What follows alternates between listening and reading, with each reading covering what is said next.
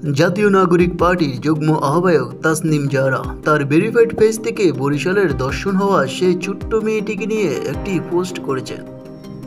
পোস্টে তিনি লিখেন, বরিশাল থেকে ফিরছি, মন বার হয়ে আছে, মনে হলো লিখে একটু হালকা হয়। আজ ভোর 6টা রওনা হয়েছি বরিশালের উদ্দেশ্যে। উদ্দেশ্য ছিল জুলাই অভ্যুত্থানের শহীদ হওয়া এক ভাইয়ের মেয়ের সাথে দেখা করা, যে কিছুদিন আগে ধর্ষণের শিকার হয়েছে। ছোট্ট একটা মেয়ে, শহীদ বাবার কবর জিয়ারত শেষে নানুর বাড়ি থেকে ফিরছিলাম। পথে ওর জীবনের সবচেয়ে ভয়ঙ্কর অভিজ্ঞতার মুখোমুখি হতে হয়েছে। মেয়েটা নিজে একাই থানায় গেছে বিচার চাইতে, পাশে কেউ ছিল না। মা তখন ঢাকায় শহীদ বাবার মামলা নিয়ে দৌড়চাপ করছে। ও ঘটনাটা বলছিল আর আমি মুখোমুখি বসে শুনছিলাম। প্রতিটা শব্দ বুকের মধ্যে এসে আঘাত করছিল। মনে হচ্ছিল আমরা কতটা অঙ্গুর একটা সমাজ তৈরি করেছি যেখানে এমন ঘটনা ঘটে, আর এতটুকু একটা মেয়ে একা থানায় এসে দাঁড়াতে হয়।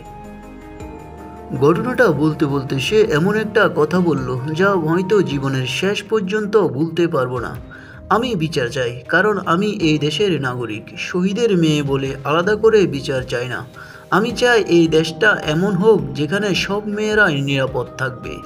কি স্পষ্ট চিন্তা, কি দুর্দান্ত সাহস এই ছোট্ট মেয়েটার!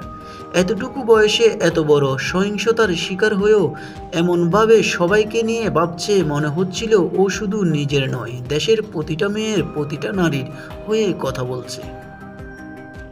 ওর কথাগুলো এখনো বুকের ভেতর পাথরের মতো জমে আছে। ভাবছিলাম এমন দেশ আমরা কিভাবে গড়তে পারবো, যেখানে কোনো মেয়েকে আর এভাবে থানায় এসে দাঁড়াতে হবে না, যেখানে বিচার ভিক্ষা করতে হবে না, হবে জন্মসূত্রে পাওয়ার অধিকার।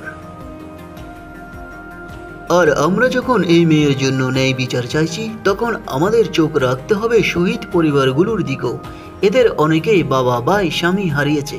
আমাদের সমাজ সংস্কৃতির বাস্তবতায় এই পরিবারগুলোর মেয়েরা আরও বেশি অনিরাপদ হয়ে পড়েছে।